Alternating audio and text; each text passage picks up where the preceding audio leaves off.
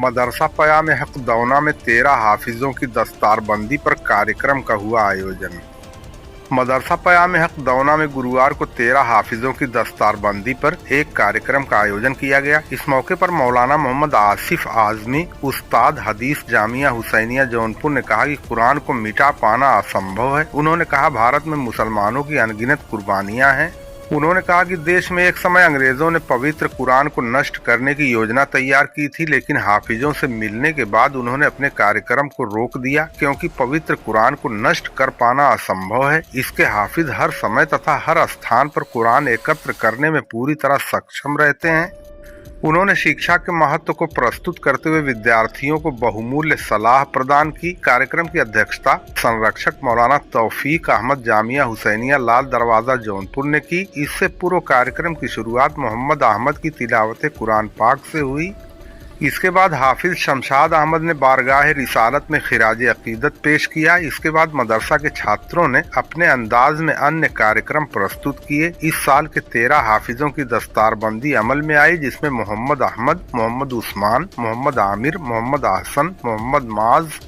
मोहम्मद समी, मोहम्मद अशरफ, सैफ इमरान, मोहम्मद दानियाल, शफीउर रहमान, मोहम्मद अहमद, उमैर अहमद, मोहम्मद रेहान शामिल रहे। शादा पयामी ने नात शरीफ पेश की। इस मौके पर मदरसे के अध्यक्ष हाजी इसरार अहमद, हाजी अनीस अहमद, शहाबुद्दीन पप्पू, शहाबुद्दीन शब्बू, मौलाना लईक अहमद, नाजिम हाफिज इरफान अहमद, सगीर अहमद, बिलाल अहमद, जियाउद्दीन उर्फ चुन्नू, हाजी कमालुद्दीन, शमीम अहमद, हाजी अबुल जैश, हाफिज मोहम्मद नसीम खान, परवेज उर्फ मिस्टर खान, रेहान खान आदि विशेष रूप से मौजूद रहे। कार्यक्रम का समापन मौलाना मोहम्मद आसिफ आजमी की दुआ से हुआ।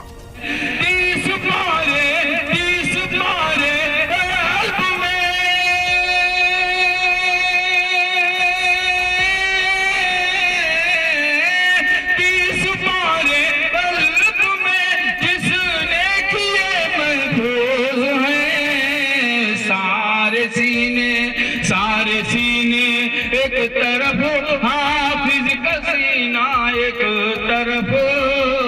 हाफिज का सीना, एक तरफ सारे सीने एक तरफ हाफिज का सीना, एक तरफ हाफिज का सीना, एक तरफ इल्म तहज़ीब व तमद्दुन का करीना, एक तरफ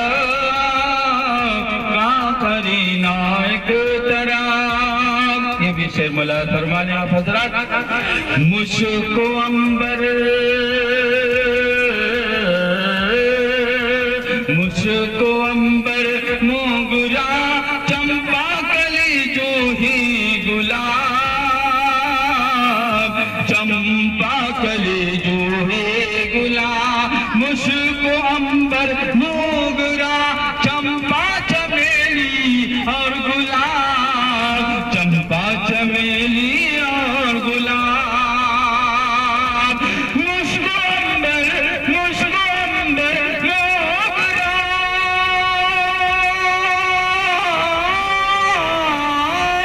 मुझको अंबर मोगरा चंपा चमेली और गुलाब, सारे खुशबू एक तरफ उनका पसीना, एक तरफ उनका पसीना, एक तरफ सारे खुशबू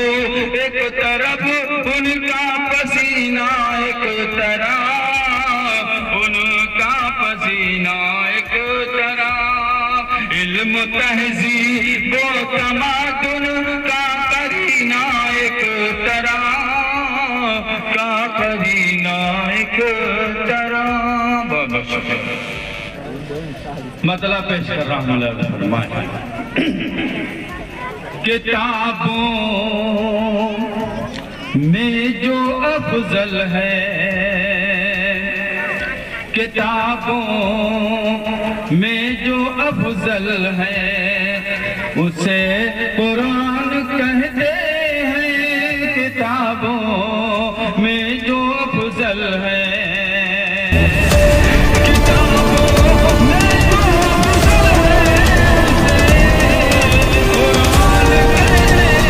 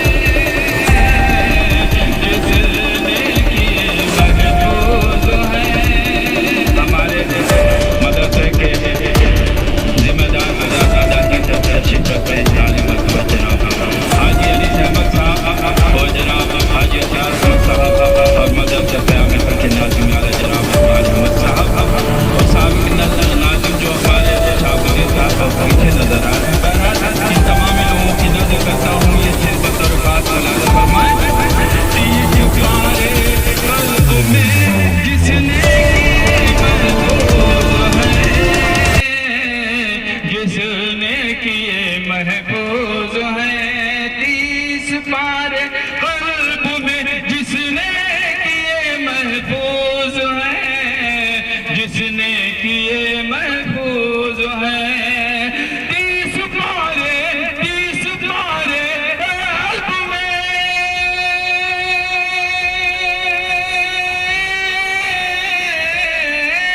30 پارے قلب میں جس نے کیے محفوظ ہیں، سارے سینے ایک طرف حافظ کا سینہ، ایک طرف حافظ کا سینہ، ایک طرف سارے سینے، ایک طرف حافظ کا سینہ، ایک طرف حافظ کا سینہ، ایک طرف علم تہذیب و تمدن کا کرینہ، ایک طرف کرینہ، ایک طرف۔ یہ بھی شعر مولا فرمانے آپ حضرات، مشک و عنبر، مشک و عنبر موگرا چمپا کلی جوہی گلاب، چمپا کلی جوہی گلاب، مشک و عنبر موگرا چمپا چمیلی اور گلاب، چمپا چمیلی اور گلاب۔ جس دور پہ نازا تھی دنیا اب ہم وہ زمانہ بھول گئے، اوروں کو جگانا یاد رہا خود ہوش میں آنا بھول گئے، منہ دیکھ لیا آئینے میں پرداغ نہ دیکھا سینے میں، منہ دیکھ لیا آئینے میں پرداغ نہ دیکھا سینے میں، دل ایسے لگایا جینے میں مرنے کو مسلمان بھول گئے۔ اذان تو اب بھی ہوتی ہے مسجد کی فضا میں اے لوگو، اذان تو اب بھی ہوتی ہے مسجد کی فضا میں اے لوگو، جس ضرب سے دل ہل جاتے تھے وہ ضرب لگانا بھول گئے۔ حاضرین محترم، سامعین مکرم، میرے بزرگوں، نوجوانوں اور میرے عزیز دوستوں، اسٹیج پر آنے والا شخص یا تو بڑا ہوتا ہے جو چھوٹوں کو پند و نصیحت کرتا ہے، یا اسٹیج پر آنے والا شخص چھوٹا اور ابھی طفل مکتب ہوتا ہے جو اپنا یاد کیا ہوا سبق سنانے آتا ہے۔ میرے عزیزوں، یہاں بھی یہی نسبت ہے، میں ایک حقیر طالب علم ہوں جو اپنے اسلاف اور مشفق و مربی اساتذہ اکرام سے سیکھا سبق سنانے آیا ہوں، اس واسطے تاکہ میرے معافی ضمیر کی اصلاح ہو جائے۔ دعا کیجئے کہ اللہ رب العزت مجھے ٹھیک ٹھیک کہنے کی اور ہم سب کو اس سچے کلام پر عمل پیرا ہونے کی توفیق عطا فرمائے، آمین۔ حاضرین باتمکین، آج جبکہ ہماری انجمن اصلاح اللسان کا ہفتہ واری پروگرام کا اختتامی اجلاس منعقد ہے، جو سال نو سے اب تک کی محنتوں اور کوششوں کا نتیجہ ہے، ہم شرکائے انجمن کی حقیق دعوت پر، جس میں نظماء و راکین مدرسہ عربیہ پیام حق دونا جہت مند پور اعظم گڑھ نیز مدرسہ ہادہ سے منسلک معزز حضرات، مدرسہ ہادہ کے قرب و جوار کی مایانہ شخصیات اور دیگر تمام حضرات کی تشریف آوری صرف اور صرف ہماری حوصلہ افزائی ہے۔ اس لیے فرمان رسول من لم یشکر الناس لم یشکر اللہ پر عمل کرتے ہوئے ہم اپنے تمام شرکائے انجمن کی طرف سے ایک بار پھر آپ حضرات کا تہہ دل سے شکریہ ادا کرتے ہیں۔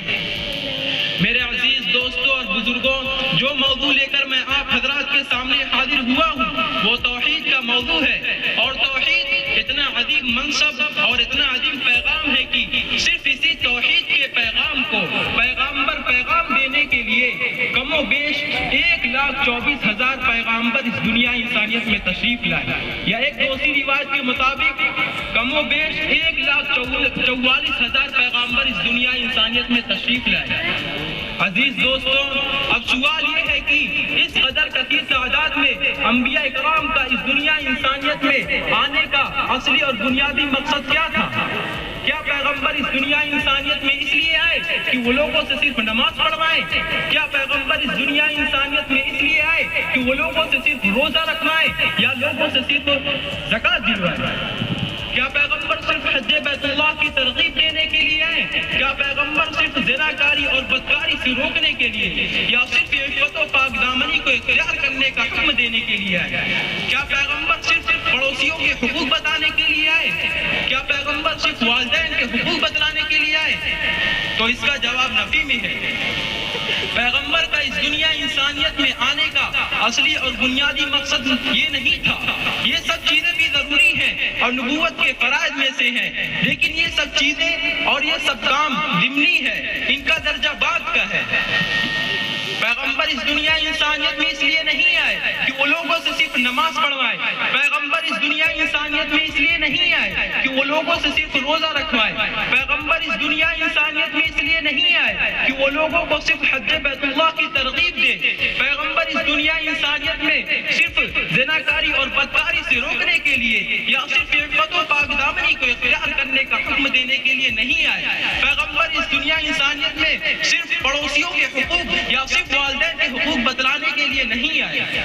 بلکہ ان کے آنے کا اصلی اور بنیادی مقصد یہ تھا کہ وہ تمام کے تمام لوگ، وہ ساری کی ساری انسانیت جو غیروں کے در پر اپنی مقدس پیشانی کو ٹیکتی ہے، جو غیروں سے اپنی حاجت روائی کا سوال کرتی ہے، جو غیروں سے بچہ اور بچی کی طالب ہے، جو غیروں سے بگڑی بنانے کی طالب ہے، وہ ساری کی ساری انسانیت اس اللہ کے در پر اپنی مقدس پیشانی کو ٹیکنے والی بن جائے، اس اللہ سے اپنی ضرورتوں کو طلب کرنے والی بن جائے۔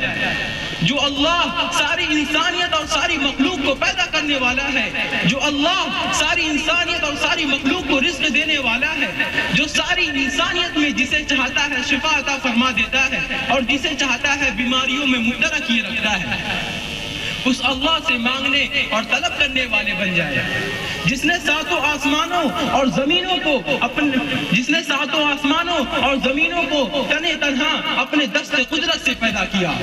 جس نے چاند اور سورج کو پیدا کیا، جس نے ندی اور نالوں کو پیدا کیا، جس نے شجر اور حجر کو پیدا کیا، جس کی حکومت آسمانوں پر بھی ہے اور زمین پر بھی، جس کی حکومت انسانوں پر بھی ہے اور جناتوں پر بھی، جس کی حکومت چاند پر بھی ہے اور سورج پر بھی، جو تمام بادشاہوں کا بادشاہ اور حاکموں کا حاکم ہے، اس اللہ سے اپنی ضرورتوں کو طلب کرنے والے بن جائے۔ جو اللہ، اس اللہ سے جو یکتا ہے، بے نیاز ہے، ہمیشہ سے ہے اور ہمیشہ رہے گا، نہ اس نے کسی کو جنا نہ وہ کسی سے جنا گیا، نہ اس کی بیوی ہے نہ بچے اور نہ ہی کوئی اس کا ساجی اور شریک ہے، اس کا کوئی ہمسر نہیں، وہ تنے تنہا ساری کائنات کا مالک ہے، ساری کائنات کے نظام کو تنے تنہا چلاتا ہے، اس اللہ کے در پر اپنی مقدس پیشانی کو ٹیکنے والے بن جائے۔ کہنے کا منشا یہ ہے کہ پیغام توحید جس کے ہم ماننے والے ہیں اور جس کے ماننے والے پوری دنیا میں موجود ہیں اور جس کا چرچا پوری دنیا میں ہے اور جس کی شہرت اور جس کی ترقی روز بروز بڑھتی ہی جا رہی ہے، جو آج ہیں گھر بیٹھے بٹھائے مل گیا، وراثت میں مل گیا، یہ توحید اور یہ دین اسلام وراثت میں ملنے والی کوئی ایسی چیز نہیں ہے جس میں ہم اپنی منمانی کریں اور اس میں لچک پیدا کر کے اتار چڑھا کریں۔ میرے عزیزوں، اصل وجہ یہ ہے کہ توحید کے حصول اور اس کی نشر و اشاعت میں ہمیں کوئی تکلیف نہیں اٹھانی پڑی ہے اور نہ ہی ہم نے اس کے لیے کوئی قربانی پیش کی ہے، جس کی وجہ سے اس کی کوئی قدر ہمارے نزدیک نہیں ہے۔ لیکن ہم اگر اسلامی تاریخ کے صفحات کو کھولیں گے اور اس کی ورق گردانی کریں گے تو تاریخ کے صفحات سے یہ پتا چلے گا کہ اس پیغام توحید کے لیے ہزاروں قسم کی تکلیفیں جھیلنی پڑی ہیں اور ہزاروں قسم کی مصیبتیں جھیلنی پڑی ہیں۔ اس پیغام توحید کے لیے حضرت نوح علیہ السلام کو لوگوں کے پتھر کھانے پڑے ہیں، اس پیغام توحید کے لیے حضرت ابراہیم علیہ السلام کو نمرودی طاقت کے مقابلے میں آ کر آگ میں گرنا پڑا ہے، اس پیغام توحید کے لیے حضرت موسیٰ علیہ السلام کو فرعون اور فرعونیوں کے مقابلے میں آنا پڑا ہے، اس پیغام توحید کے لیے حضرت زکریا علیہ السلام کو آرے کے نیچے آ کر اپنے جسم کے ٹکڑے کروانے پڑے ہیں۔ یہ تو انبیاء سابقین میں سے چند انبیاء کی قربانیوں کا تذکرہ تھا، لیکن اگر آپ جناب نبی کریم صلی اللہ علیہ وسلم کی امتیوں میں توحید کی عظمت کو دیکھنا چاہتے ہیں تو دیکھیے اس پیغام توحید کے لیے حضرت زید بن ابی حالہ کی قربانی شہید کی شکل میں نظر آئے گی. اس پیغام توحید کے لیے عورتوں میں سب سے پہلے حضرت سمیہ رضی اللہ عنہا کی قربانی شہید کی شکل میں نظر آئے گی. اس پیغام توحید کے لیے حضرت بلال رضی اللہ تعالیٰ عنہ کی قربانی خون اور چربی گلانے کی شکل میں نظر آئے گی. نہ معلوم کتنے صحابہ کی قربانی شہید کی شکل میں نظر آئے گی. اس پیغام توحید کے لیے آپ کے اصحاب نے اپنے جسم کے ٹکڑے ٹکڑے کروائے, اپنی بیوی بچوں کو قربان کر دیا اور اپنے جسم کا آخری قطرہ نچوڑ کر جام شہادت نوش کر گئے. لیکن ان کا آخری پیغام بھی یہی تھا, تم سارے کے سارے کٹ جانا, تمہاری عورتیں بیوہ ہو جائے, تمہارے بچے یتیم ہو جائے, تمہاری ماں کی ممتا لٹ جائے, اگر تمہیں کنویں میں کودنا پڑے تو تم کنویں میں چھلانگ لگا دینا, تم سمندروں میں کود جانا, تم آگ کے انگاروں پر لیٹ جانا, تم اپنے تن من دھن کو لٹا دینا, لیکن تم نبی کا کلمہ نہ چھوڑنا, تم وحدانیت کا انکار نہ کر بیٹھنا, تم پیغام توحید نہ چھوڑنا. میرے عزیز دوستوں اور بزرگوں, تمام انبیاء کرام اور نبی کریم صلی اللہ علیہ وسلم کے اصحاب نے توحید کی عظمت کو اپنے عمل سے ثابت کر دکھایا کہ آخری وقت تک خود بھی توحید اور پیغام توحید پر جمے رہے اور جان دیتے دیتے بھی دوسروں کو جمے اور ڈٹے رہنے کی ترغیب دیتے رہے. معلوم یہ ہوا کہ توحید بہت بڑی دولت ہے, اس دولت سے بڑھ کر دونوں جہاں میں کوئی دولت نہیں. جس کے پاس توحید کی دولت ہوگی اسی کے لیے جنت کا داخلہ ممکن ہو سکے گا. اب میں انہی تمام کلمات پر اپنی تقریر کو ختم کرتا ہوں. اللہ تعالیٰ سے دعا ہے کہ اللہ رب العزت ہم سب کو مرتے دم تک توحید اور پیغام توحید پر قائم رہنے کی توفیق عطا فرمائے. آمین. وآخر دعوانا الحمد للہ رب العالمین. السلام علیکم ورحمۃ اللہ وبرکاتہ.